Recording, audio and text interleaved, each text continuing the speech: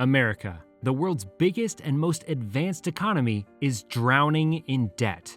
Today, we're delving into this perplexing dilemma, unraveling the factors that have led the United States to become not just an economic powerhouse, but also a nation deeply burdened by debt.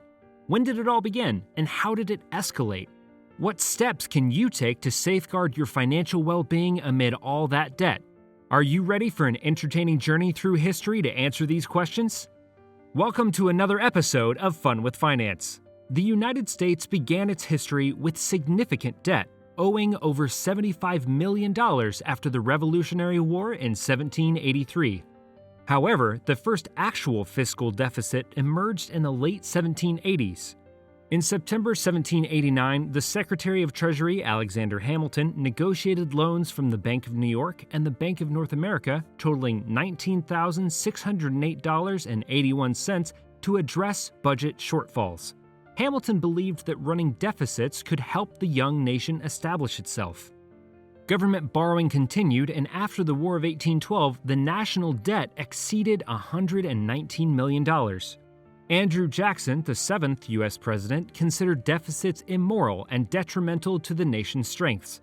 By 1835, Jackson had paid off the entire national debt through spending cuts and the sale of federal lands, marking the only instance when America was debt-free. Until post-World War II, major hikes in the U.S. budget deficits were primarily linked to wartime expenses. The Civil War, for example, resulted in substantial deficits, leaving the nation owing more than $2.5 billion by 1865. The federal government deficit continued to rise during World War I, the Great Depression, and World War II.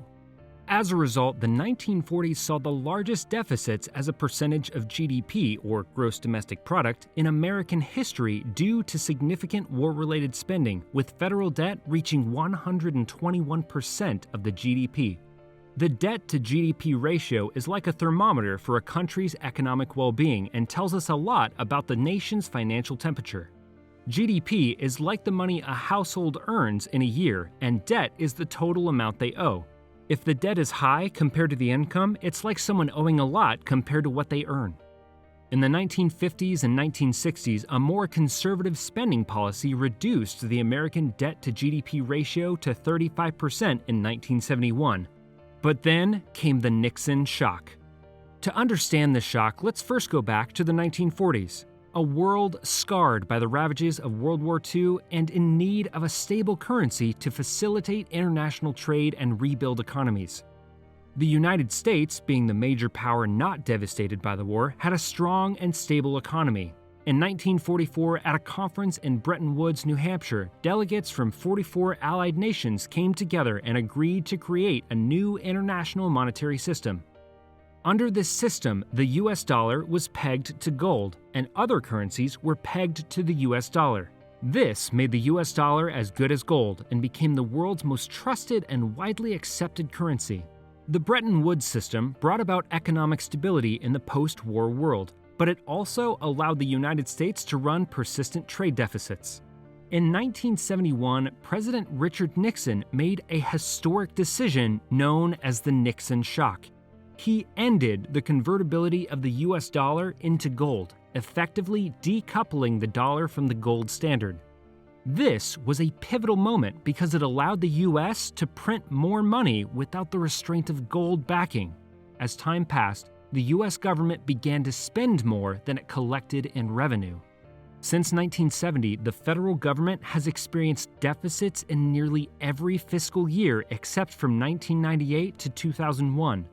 The financial crisis of 2007 to 2008 and subsequent government interventions, including bank bailouts and quantitative easing, contributed to a growing federal deficit.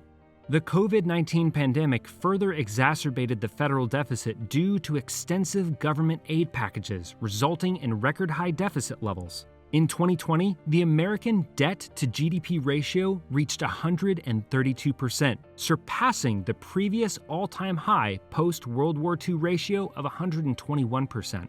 So, where does that leave us today? America's national debt has continued to grow, and the U.S. now faces a debt crisis. This colossal debt of more than $100 trillion and counting every second isn't just one giant snowball of debt. It's more like a complex web of federal, consumer, and corporate loans.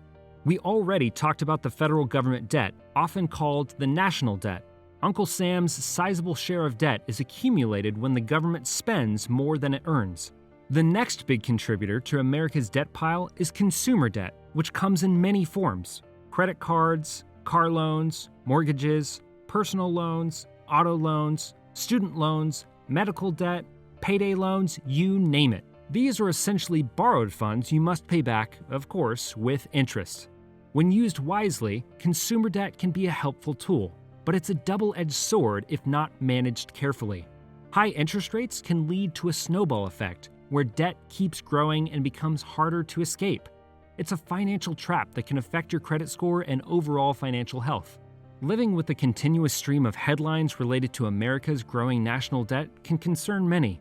The United States has witnessed a steady increase in its national debt over the years, sparking questions about its implications for both individuals' financial well-being and the nation's economic future.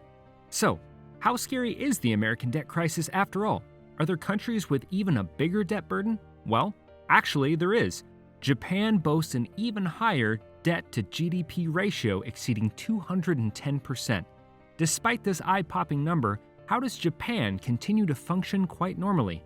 Well, they have a solid economic fundamental to start with: a robust industrial base, a thriving export sector, and an advanced technological landscape. It's like a family with a hefty monthly mortgage and an auto loan payment. Until they can service their payments, they can afford their luxury lifestyle.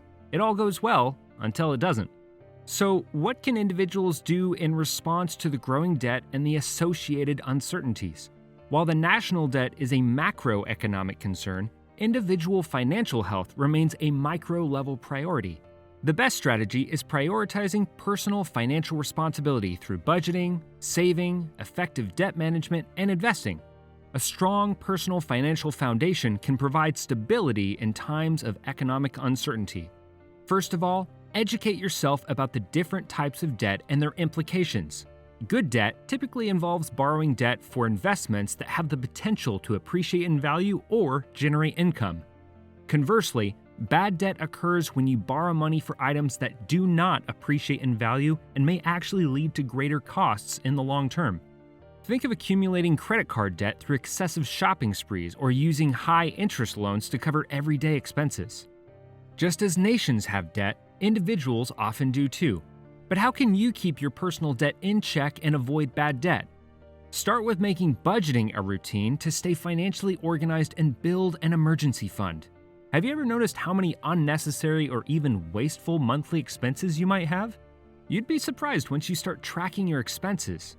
Now, creating a budget is not the most thrilling task, but it's your financial compass. It will help you understand where your money is going and where you can cut back. Life throws curveballs, and having savings equal to at least 3 to 6 months worth of living expenses can be a financial lifesaver. An emergency fund provides a safety net during unexpected expenses or job loss. This is even more essential in periods of high inflation like nowadays. And credit cards can be a double-edged sword. Use them wisely by paying off the balance in full every month to avoid high interest charges. Credit cards offer convenience. However, accumulating credit card debt is an all too common pitfall, and the high interest rates attached to such debt can swiftly erode your financial stability. In this age of financial interconnectedness, your credit score acts as a sort of financial fingerprint, influencing various aspects of your financial life. A favorable credit score has the potential to provide access to better interest rates on loans and credit cards, ultimately leading to long-term cost savings. And that's a wrap. Remember, financial wisdom isn't a destination, it's a lifelong journey. Stay curious, stay vigilant, and keep exploring the world of finance. In the meantime, hit that like button, subscribe for more financial adventures, and share this video with fellow financial enthusiasts. Stay savvy, stay prosperous, and keep having fun with finance.